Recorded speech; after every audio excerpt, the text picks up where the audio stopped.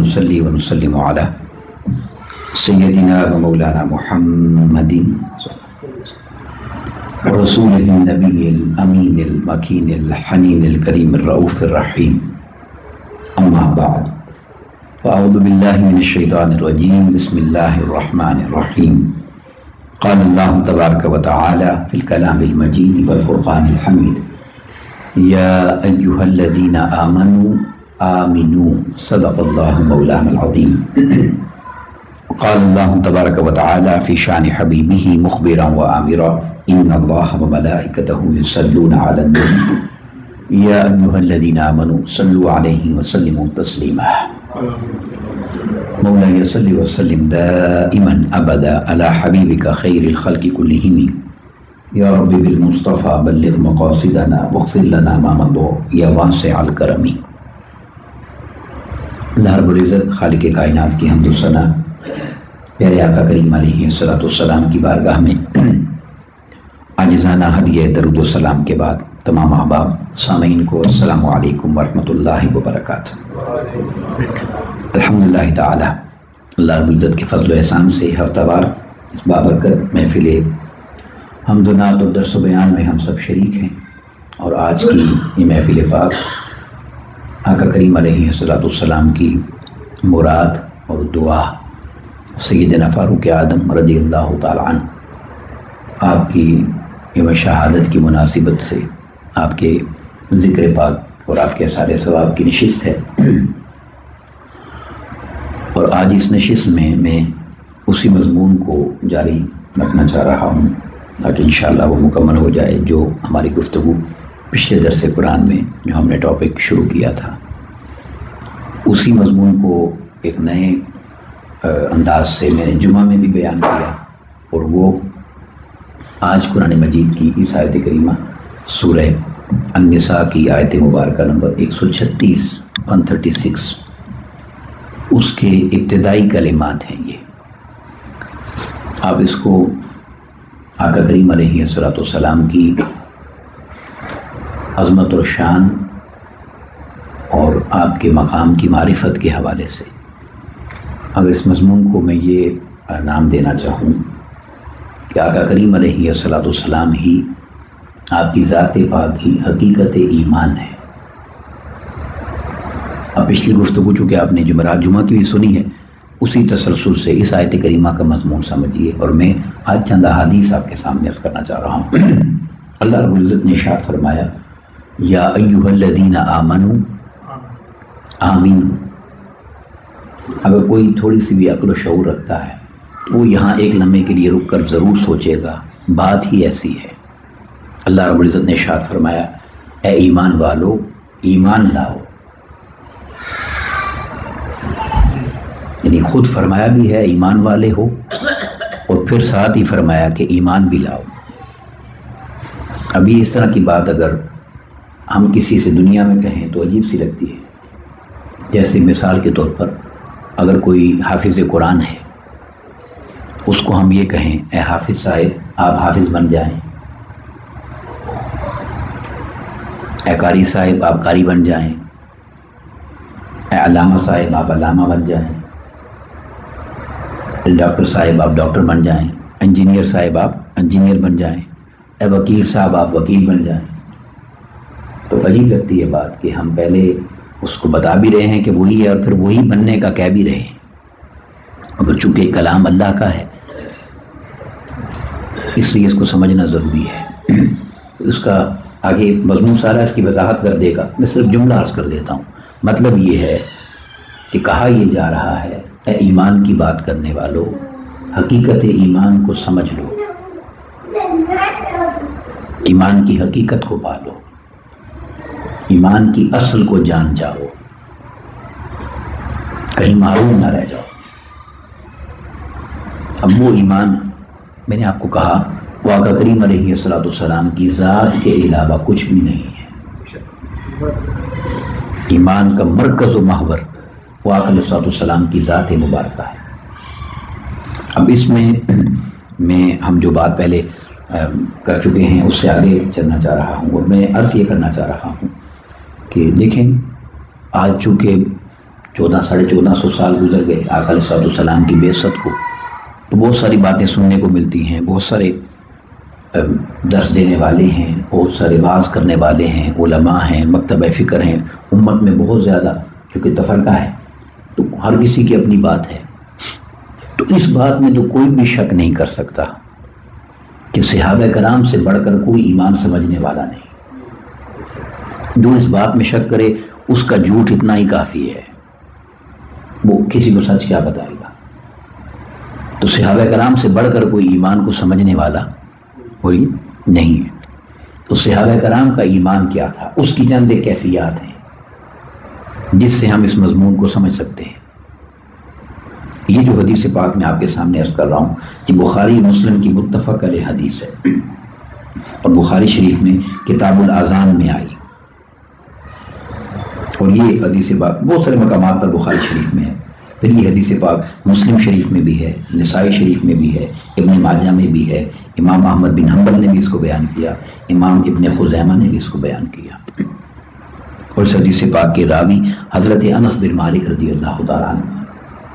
اب ذرا آپ دیکھیں، جب حدیث پاک کی ہم بات کرتے ہیں، صحابی کا نام لے کے مضمون بیان ہوتا ہے تو بالعموم احادیث میں صحابی کا تعارف نہیں ہوتا کہ وہ صحابی کون، جو وہ ہیں، بس صحابی کا نام ہوتا ہے، مضمون ہوتا ہے. مگر اس حدیث پاک کی اہمیت کو بتانے کے لیے صحابی کا نام بتانے کے بعد ان کا تعارف بھی کروایا گیا. حدیث پاک کے لفظ ہیں انس بن مالک الانصاری، یعنی انصاری، اور آگے یہ کہا وَكَانَ تَبِعَ النَّبِيَّ وَخَدَمَهُ وَصَحِبَهُ. یہ وہ ہیں جو آقا علیہ السلام کی خدمت کرتے رہے، خادم تھے آقا علیہ السلام کے، اور 10 سال آقا علیہ السلام کے گھر میں آقا علیہ السلام کے خادم کے طور پر رہے. یعنی اس سے بڑھ کر اور کیا کوئی کسی کی یعنی پہچان کروائے گا. یہ بتا کے اب کہتے ہیں کہ بیان کرتے ہیں کہ ان ابا بکر سیدنا صدیق اکبر رضی اللہ تعالیٰ عنہ کانا یصلی لہم فی وجع النبی صلی اللہ علیہ وسلم الذی توفی فی. آقا علیہ السلام کی وہ بیماری کے دن جس بیماری میں آپ کا وصال مبارک ہو گیا، آخری ایام، ان ایام میں سیدنا صدیق اکبر رضی اللہ تعالیٰ عنہ صحابہ کو نماز پڑھاتے تھے. اور پھر اس کے بعد کہتے ہیں حتیٰ اذا کان یوم الاثنین، حتیٰ کہ پیر کا دن آ گیا، اسی نماز پڑھاتے پڑھاتے پیر کا دن آ گیا. وہم صفوف فی الصلاۃ، اور ہم صفوں کے اندر نماز پڑھ رہے تھے. یہ ایک لفظ سننے والا ہے، فی الصلاۃ، نہ للصلاۃ ہے نہ الی الصلاۃ ہے، نہ نماز کی طرف ہے نہ ہم تیاری کر رہے تھے. فی الصلاۃ، نماز میں صفوں میں کھڑے تھے. فکشف النبی صلی اللہ علیہ وسلم ستر الحجرہ، تو آقا علیہ السلام نے حجرہ مبارک کا پردہ اٹھایا. ابھی مسجد نبوی میں نماز ہے، آپ نے مسجد نبوی کا تصور آپ جانتے ہیں، کعبہ کی طرف رخ کریں تو آقا علیہ السلام کا حجرہ مبارک لیفٹ سائڈ، ایکسٹریم لیفٹ پہ بنتا ہے، بائیں طرف. تو کہتے ہیں ہم نماز پڑھ رہے تھے تو آقا علیہ السلام نے پردہ مبارک اٹھایا، اور ینظر الینا وہو قائم، اور کھڑے کھڑے اپنے کمرہ مبارک، حجرہ مبارک سے ہمیں دیکھنے لگ گئے. آقا علیہ السلام، صحابہ نماز پڑھ رہے ہیں. تو پھر کہتے ہیں اب اگلا لفظ سننے والا ہے کأن وجہہ ورقۃ مصحف. تو جب پردہ ہٹا اور آقا علیہ السلام یعنی سامنے تشریف لے آئے تو صحابی کہتے ہیں کہ آقا علیہ السلام کا چہرہ اس طرح چمک رہا تھا جیسے قرآن کے اوراق چمکتے ہیں. اب یہیں پہ آپ ذرا تصور کریں، نماز پڑھ رہے ہوں آپ، لیفٹ سائڈ پہ ایکسٹریم پہ کوئی کھڑا ہو تو اس کے چہرے کو، اس کے چہرے کے اثرات کو کون کیسے دیکھ سکتا ہے. اور نماز بھی میری آپ کی نہیں ہے، صحابہ کی نماز ہے. تو انہوں نے گویا لیفٹ سائڈ پر دیکھا، توجہ ادھر تھی. اور یہ بخاری شریف کے الفاظ ہیں. پھر اس کے بعد کہتے ہیں کہ ثم تبسم، ہم اس لیے کہہ رہے ہیں کہ وہ کھلا ہوا قرآن لگ رہا تھا کیونکہ حضور مسکرا رہے تھے. پھر کہا یضحک، وہ ہنس رہے تھے، مسکرا رہے تھے. تو کسی کا ہنسنا اور مسکرانا دیکھنے کے لیے اس کی طرف دیکھنا پڑتا ہے. اب صحابہ کرام نماز تو اللہ کی پڑھ رہے تھے، ان سے زیادہ کسی کی توحید پکی نہیں ہے. نہ ان سے بڑھ کر کوئی توحید کو سمجھنے والا ہے. جو کہ دعویٰ کرے وہ بے ایمان ہے، جھوٹا ہے. اب صحابہ کرام حالت نماز میں فرما رہے ہیں ہم نے لیفٹ سائڈ پر آقا علیہ الصلوۃ والسلام کا چہرہ انور چمکتا ہوا دیکھا. اب یہ تو صحابہ کی بات ہے، اس سے آگے سنیں کیا ہوا. پھر کہتے ہیں فہممنا ان نفتتنا من الفرح برؤیت النبی صلی اللہ علیہ وسلم. اور اس وقت آقا علیہ الصلوۃ والسلام کو جب ہم نے اس حالت میں دیکھا تو ہمیں آقا علیہ الصلوۃ والسلام کے دیدار کی خوشی میں، چونکہ کئی دن سے آبائے تشریف نہیں لائے تھے نا بیماری کی وجہ سے، ہمارا حال یہ تھا کہ ان قریب ہم نماز توڑ دیں گے، نماز ہم توڑ دیتے اور آقا علیہ السلام کی طرف چلے جاتے. ان قریب ہمارا حال یہ ہونے والا تھا. یہ تو پچھلوں کی بات ہوئی. پھر عرض کرتے ہیں فنقص ابو بکر علی عقبیہ، سیدنا صدیق اکبر رضی اللہ تعالی مصلی چھوڑ کر پیچھے آنے لگ گئے. لیصل الصف، تاکہ پیچھے صف میں شامل ہو جائیں. اب چونکہ آقا علیہ السلام آ گئے ہیں تو نماز انہوں نے پڑھانی ہے، تو سیدنا صدیق اکبر بھی پچھلی صف کی طرف چل پڑے. وظن ان النبی صلی اللہ علیہ وسلم خارج من الصلاۃ، انہوں نے گمان کیا کہ آقا علیہ السلام نماز کے لیے آ رہے ہیں، تو سیدنا صدیق اکبر پیچھے ہٹنے لگ گئے. اب سنیں، اب تک اگر کوئی نہیں سمجھا کہ دیکھ رہے تھے یا نہیں دیکھ رہے تھے صحابہ، اب اس کے بعد شک نہیں رہ جاتا. فاشار الینا النبی، آقا علیہ السلام نے ہمیں اشارہ کیا. اب لیفٹ سائڈ پر جو اشارہ کر رہا ہے اس کا اشارہ دیکھے بغیر سمجھ نہیں آ سکتا. اشارہ ہے، آواز نہیں ہے. کہہ رہے ہیں فاشار الینا النبی صلی اللہ علیہ وسلم. آقا علیہ السلام نے یہ سارا منظر دیکھ لیا. اب ذرا ایک منٹ یہاں رک جائیں، اگلا حصہ پڑھنے سے پہلے ایک جملہ کہنا چاہتا ہوں. آج کل ہر کسی کو فتویٰ دینے کا شوق ہے نا، ہر کوئی مفتی ہے اور فتوے دیتا ہے اور اصلیت اور خارجیت اور جھوٹ سب بیان کرتا ہے. یہ ٹھیک ہے، یہ ہر کوئی مفتی بنا ہوا ہے. آقا علیہ السلام سے بڑا مفتی تو کوئی نہیں ہے دین سمجھنے والا. ایسا ہے یا نہیں؟ تو آقا علیہ السلام دیکھ رہے تھے کہ یہ کعبے سے پھر گئے ہیں، مجھے دیکھ رہے ہیں. تو شریعت یہ کہتی ہے، فتویٰ یہ کہتا ہے، علم یہ کہتا ہے، فقہ یہ کہتی ہے، اگر چہرہ آپ کا کعبے سے پھر گیا ہے تو آپ کی نماز ٹوٹ جاتی ہے. اگر آپ کعبے کی سمت سے پھر جائیں تو آپ کی نماز بولیں فاسد ہو گئی، ٹوٹ گئی. اب آقا علیہ السلام نے جملہ کیا فرمایا؟ دیکھ لیا کہ یہ کعبے کو نہیں دیکھ رہے، ادھر مڑ گئے ہیں اور امام نے مصلی چھوڑ دیا ہے. تو آقا علیہ السلام نے جو اشارہ کیا وہ کیا فرمایا؟ ان اتموا صلاتکم، اب اپنی نمازیں مکمل کر لو. نہیں فرمایا کہ دوبارہ پڑھ لو. اگر ٹوٹ گئی ہوتی تو یہی فرماتے کہ دوبارہ پڑھ لو. مگر آقا علیہ السلام نے فتویٰ یہ دیا کہ بے شک نماز اللہ کی پڑھ رہے ہو، تم نے صفیں چھوڑ دی ہیں، مصلی چھوڑ دیا ہے، مجھے دیکھ رہے ہو. صحابہ کہہ رہے ہیں ہم اتنے خوش ہوئے کہ عنقریب شاید ہم نمازیں توڑ دیتے، مگر ہم نے یہ نہیں کیا، ہم ادھر دیکھتے رہے. تو ان اتموا صلاتکم، آقا علیہ السلام نے فرمایا وآخر الصلاۃ، اور آقا علیہ السلام نے پردہ مبارک گرا دیا. اور پھر صحابی کہتے ہیں فتوفی من یومہ، اسی دن آقا علیہ السلام کا وصال ہوا. یہ وہی عید کا دن تھا جس دن آقا علیہ السلام کا وصال مبارک ہوا. تو گویا وصال مبارک سے پہلے دیکھنا چاہتے تھے کہ میرے صحابہ کس طرح سیدنا صدیق اکبر کے پیچھے نماز پڑھ رہے ہیں. اور جب اپنے آنے کی خوشی میں ان کا پھر جانا بھی دیکھا تو فتویٰ بھی دے دیا کہ تم نے مجھے دیکھ بھی لیا ہے، کعبے سے پھر بھی گئے ہو، تمہاری نماز نہیں ٹوٹی. اب یہاں میں نام نہیں لیتا، بس وہ جملہ کہہ دیتا ہوں جو نماز میں حضور کا خیال آ جانے پر فتویٰ لکھنے والے لوگ ہیں. یعنی میری اور آپ کی نماز میں حضور کا خیال آئے تو کہتے ہیں نماز چلی گئی، اور صحابہ کرام خیال نہیں، وہ تو دیدار کر رہے ہیں، مڑ کر دیکھ رہے ہیں، وہ تو گھوم گئے ہیں اس طرف، اور آقا علیہ السلام فرما رہے ہیں کہ نماز نہیں ٹوٹ، تم مکمل کرو.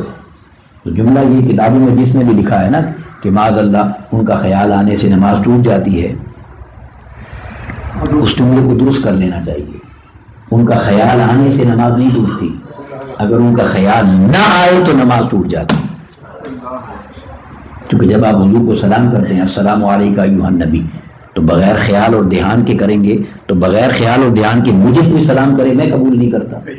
میں کہوں گا اس کو ایٹیکیٹ ہی نہیں ہے، جاہل آدمی گونجر کیا ہے بات مجھ سے کر رہا ہے. تو اس نبی کی ذات پر سلام بھیجنے سے پہلے اگر توجہ اور دھیان نہیں ہوگا تو پھر تو جس کا یہ خیال ہے اس کی تو شاید نماز کیا، اس کا تو ایمان ہی ٹوٹا ہوا ہے.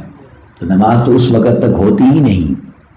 اسی لیے میں نے وہ شعر پچھلی نشست میں پڑھا تھا جو سیدی اعلیٰ حضرت نے کہا، حاجیو آؤ شہنشاہ کا روزہ دیکھو، کعبہ تو دیکھ چکے، اب کعبے کا بھی کعبہ دیکھو۔ یہ کعبے سے پھرنے سے نماز ٹوٹ جاتی ہے، لیکن کسی اور کی طرف پھریں تو ٹوٹ جاتی ہے، اس کے یار و محبوب کی طرف پھریں تو نماز کبھی بھی ٹوٹتی نہیں ہے، یہ اصل نماز ہے۔ اب یہیں پر ایک واقعہ میں اور عرض کر دیتا ہوں۔ جب جنگ بدر میں مسلمان جیت گئے نا، تو آپ جانتے ہیں فرشتے اترے ہوئے تھے مدد کے لیے، مسند ابو یعلا میں یہ حدیث بیان ہوئی۔ تو جبریل آقا علیہ السلام نے صحابہ کرام کو جمع کیا جنگ کے بعد اور نماز پڑھنے لگے، ادا کرنے لگے۔ جب نماز ختم ہوئی، اب ذرا سنیے، یہ تو کوئی کہہ سکتا ہے لیفٹ سائڈ پر، اب آقا علیہ السلام جماعت کرا رہے ہیں آگے مصلی پر، آگے کی صف میں، صحابہ پیچھے نماز پڑھ رہے ہیں۔ جیسے ہی نماز ختم ہوئی تو صحابہ نے پوچھا، یا رسول اللہ صلی اللہ علیہ وسلم، آج آپ نماز میں مسکرا کیوں رہے تھے؟ اب پچھلے بندوں کو امام کا مسکرانا یا رونا کہاں نظر آتا ہے؟ اب میں یہ صحابہ کی بات بتا رہا ہوں، میں اور آپ اگر ہمیں یہ خوش نصیبی ہو تو ہم تو نماز کیا بڑے دیکھتے ہی رہ جائیں گے، مگر میں صحابہ کی بات کر رہا ہوں۔ جب نماز ختم ہوئی تو انہوں نے یہ سوال کیا۔ اب اصل سوال کیا بنتا ہے علم کے مطابق کہ آقا علیہ السلام یہ فرماتے، بھائی نماز میں سجدہ گاہ پہ دیکھنے کا حکم ہے، تم مجھے کہاں سے دیکھتے رہتے ہو؟ یہی بنتا ہے نا سوال، آج کا مفتی تو یہی بولے گا۔ مگر قربان جائیں، آقا علیہ السلام کو پتا تھا، وہ جانتے تھے کہ یہ نماز رب کی پڑھتے ہیں، مگر یہ دیدار میرا ہی کرتے رہتے ہیں۔ اسی لیے علامہ اقبال نے یہ اتنی بڑی بات کہی، ازاں ازل سے تیرے عشق کا ترانہ بنی، نماز تیرے نظارے کا ایک بہانہ بنی، اور ادائے دید سراپا نیاز تھی تیری، کسی کو دیکھتے رہنا نماز تھی تیری۔ یہ صحابہ کرام کا طریق تھا۔ تو آقا علیہ السلام نے جواب یہ دیا، وہ جانتے تھے کہ تمہارا عمل ٹھیک ہے، فتویٰ بھی دیا اور جواب دیا۔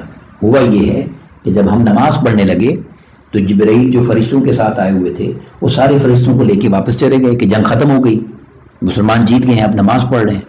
تو اللہ نے آسمانی دروازے بند کر دیے کہ فرشتے واپس نہیں آ سکتے۔ تو جبرائیل نے پوچھا، یا اللہ جنگ ختم ہو گئی ہے، مسلمان سکون سے امن سے نماز پڑھ رہے ہیں آقا علیہ السلام کے پیچھے، ہمیں تو واپس آنے دے۔ تو اللہ تبارک و تعالیٰ نے جبرائیل سے کہا کہ جنگ بے شک ختم ہو گئی ہے، تمہاری جرت کیسے ہوئی کہ تم مصطفیٰ کی اجازت کے بغیر آ گئے؟ تمہیں جنگ جیتنے کے لیے تھوڑا ہی بھیجا تھا، اس کے لیے تو میرا کل ہی کافی تھا، تمہیں تو بھیجا محبوب کی چاہت پر تھا، جب تک وہ اجازت نہیں دیں گے آسمانی دروازے نہیں کھل سکتے۔ تو آقا علیہ السلام نے فرمایا، حالت نماز میں جبرائیل گھوڑے پر سوار میرے سامنے آئے اور ہاتھ باندھ کر مجھ سے اجازت مانگی کہ غلطی ہو گئی، چلا گیا تھا مگر دروازے نہیں کھلے۔ تو مسکرایا اس لیے تھا کہ میں نے مسکرا کر جبرائیل کو اجازت دی تھی۔ اب یہ پورے صحابہ کرام کا عمل آقا علیہ السلام کا فتوے کے ساتھ، ٹھیک ہے یہ بات۔ پھر اس کے بعد دیکھیے، اگر ہم سیدنا فاروق اعظم رضی اللہ تعالیٰ، چونکہ ان کا ہم احسان ثواب کی نشست ہے، تو وہ جب حجر اسود کو بوسہ دیتے ہیں تو حجر اسود کو بوسہ دیتے ہوئے کیا فرمایا انہوں نے؟ یعنی یہ وہ حجر اسود ہے کہ میں یعنی سمجھانے کے لیے، تب اگلا مضمون سمجھ آئے گا۔ کعبۃ اللہ میں ہم کہتے ہیں نا 360 پتھر بت تھے، 360 نہیں 361 تھے، بلکہ 62 تھے، پتھر ہی تھے نا وہ بھی۔ تو 360 پتھر پھینکوا دیے بت، 2 پتھر کعبے میں سجا دیے، ایک حجر اسود ایک مقام ابراہیم، دونوں پتھر ہیں۔ اور حجر اسود کے لیے آقا علیہ السلام نے کیا فرمایا کہ اللہ رب العزت نے اس کو آنکھیں بھی دی ہیں، اس کو ہونٹ بھی دیے ہیں، یہ قیامت کے دن ہر بوسہ دینے والے کی ایمان کے ساتھ اس کی گواہی دے گا۔ اور آقا علیہ السلام نے فرمایا اللہ نے اس کا نور بجھایا ہوا ہے، رکن یمانی اور حجر اسود، اگر اللہ ان کا نور روشن کر دے تو اتنی روشنی ہوگی کہ مشرق سے مغرب تک ان کی روشنی کی وجہ سے ہر ساری دنیا چمک اٹھے۔ یہ وہ عظیم پتھر ہیں۔ اس حجر اسود کو بوسہ دینے سے پہلے پکڑ کے سیدنا فاروق اعظم کہنے لگے، میں جانتا ہوں تو پتھر ہے، کبھی عمر تجھے بوسہ نہ دیتا اگر میں نے مصطفیٰ کو تجھے بوسہ دیتے نہ دیکھا ہوتا۔ اب یہ میں صحابہ کرام کی کیفیات آپ کو بتا رہا ہوں۔ پھر آپ جانتے ہیں کہ جب مسلمانوں نے صلح حدیبیہ کی تھی تو اس وقت سیدنا عثمان غنی رضی اللہ تعالیٰ ان سے بات چیت کرنے کے لیے گئے تھے۔ ادھر سے مسلمانوں کے لیڈر بن کے بات کرنے کے لیے گئے. جب وہاں پہنچے تو اس وقت انہوں نے کیا کہا سیدنا عثمان غنی سے؟ انہوں نے کہنے لگے کہ آپ چونکہ یہاں آ گئے ہیں، وہ تو واپس چلے جائیں گے، ہم اس دفعہ ان کو نہیں آنے دیں گے. آپ یہاں آ چکے ہیں تو آپ ایسا کریں کہ آپ کعبے کا طواف کر لیں. آئے ہوئے ہیں سین کعبہ میں، بیکی شریف کی حدیث ہے. انہوں نے کہا کنت لا اطوف بہ، ایک حدیث میں آتا ہے انہوں نے قسم کھائی میں اللہ کی قسم اس کعبے کا طواف نہیں کروں گا. سین کعبہ میں کھڑے ہیں، میں اس کعبے کا طواف نہیں کروں گا. اللہ حصہ کیا ہے؟ حتی یطوف بہ رسول اللہ صلی اللہ علیہ وسلم، جب تک میرے محبوب محمد مصطفیٰ اس کا طواف نہیں کر لیتے عثمان اس کا طواف نہیں کرے گا. اور ایمان کیا ہوتا ہے، اور ایمان کی اصل کیا ہوتی ہے؟ اور جب نمازوں کی بات ہوئی تو حضور مولا کائنات علیہ السلام کی عصر کی نماز یاد کریں، جس سے قرآن مجید نے کیا کہا؟ حافظوا علی الصلاۃ والصلاۃ الوسطیٰ، نمازوں کی حفاظت کرو، خاص کر درمیانی نماز کی، عصر کی نماز. اس پر کچھ ائمہ نے یہ لکھا ہے، اللہ والے بیان کرتے ہیں عصر کی نماز کا اس لیے کہا گیا کیونکہ حدیث پاک میں آتا ہے کہ جب بندہ مرتا ہے اس کا آخری وقت آتا ہے تو اس کو یہ لگتا ہے چونکہ آنکھوں کے آگے اندھیرا آ رہا ہوتا ہے کہ سورج ڈوبنے لگا ہے، اسے عصر کا وقت دکھائی دیتا ہے. یہ بڑی راز کی بات آپ کو سے شیئر کر رہا ہوں. اسے عصر کا وقت دکھائی دیتا ہے کہ سورج ڈوبنے والا ہے کیونکہ اس کی زندگی کی شام ہو رہی ہوتی ہے. تو عصر کی نماز کی پابندی کا اس لیے کہا گیا کہ سورج ڈوبتا دکھائی دے رہا ہے اور انسان کی موت ہو گئی، تو جو عصر کی نماز کا پابند ہوتا ہے جب فرشتے اسے قبر میں اٹھائیں گے سوال و جواب کے لیے تو عصر کی نماز کے پابند شخص کو یاد ہوگا کہ سورج چونکہ ڈوبنے والا ہے تو وہ فرشتوں سے یہ کہے گا سوال بعد میں کرنا، پہلے عصر پڑھنے دو. تو جب فرشتوں سے یہ کہیں گے تو وہ کہیں گے اس سے کیا سوال کرنے جو یہاں بھی نماز نہیں بھولا. اس لیے زور دیا گیا عصر کی نماز پر. وہ مشکل وقت ہے ٹائم نکالنا، کام سے آ کر پڑھنا، اس لیے. اور وہ نماز تھی وہ مولا علی کی تھی، میری آپ کی بھی نہیں تھی. آقا علیہ السلام نے کہا علی تمہاری گود میں سر رکھ کے میں نے قیام کرنا ہے، تھوڑی دیر کے لیے آرام کرنا ہے. اور یہ جو حدیث میں آپ کو بتا رہا ہوں اس کے لفظ یہ ہیں کان رسول اللہ صلی اللہ علیہ وسلم یوحى الیہ ورأسہ فی حجر علی، کہ آقا علیہ السلام مولا علی کی گود میں سر رکھ کے لیٹے ہوئے تھے اور آپ پر وحی اتر رہی تھی. فلم یصلی العصر حتی غربت الشمس، مولا علی نے عصر نہیں پڑھی تھی حتیٰ کہ سورج غروب ہو گیا. جب سورج غروب ہو گیا آنکھوں سے آنسو نکلے. آقا نے پوچھا بھائی علی روتے کیوں ہو؟ عرض کرتے ہیں حضور میں تو آپ کی خدمت میں تھا، نماز قضا ہو گئی.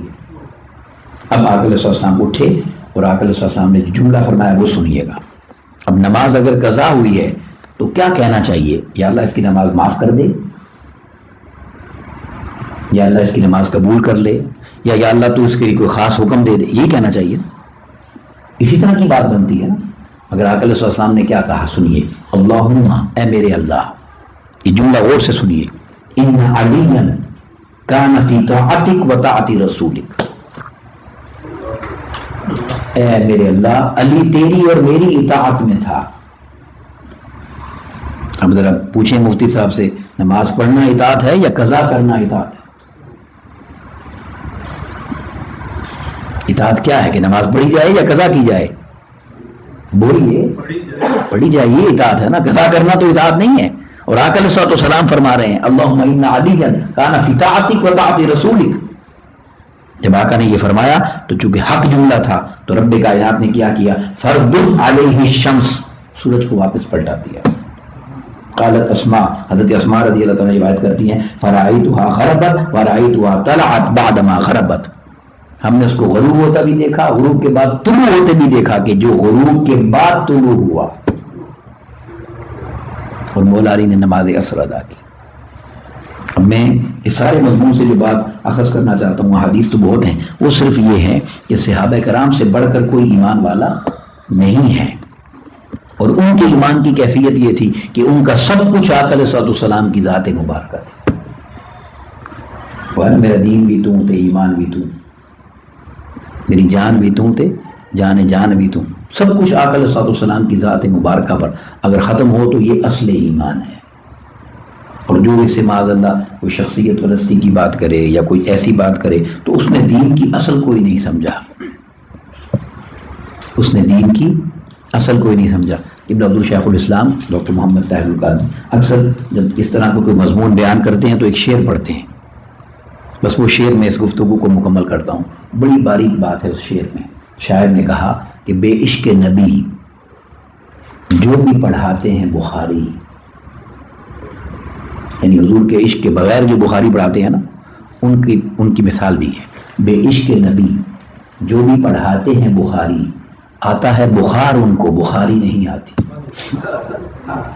ان کا بخاری سے کوئی لینا دینا نہیں ہے، کیونکہ بخاری سے بڑھ کر حضور کے عشق کا درس کہیں پر بھی نہیں ملتا. اللہ رب العزت ہمیں آقا علیہ الصلوۃ والسلام کی مقام کی معرفت عطا کرے، اور آقا علیہ الصلوۃ والسلام کی محبت میں جینا اور آقا علیہ الصلوۃ والسلام کی محبت میں مرنا عطا کرے، اور روز محشر ہمیں آقا علیہ الصلوۃ والسلام کے مبارک قدموں میں جمع فرمائے. وما علینا الا البلاغ المبین.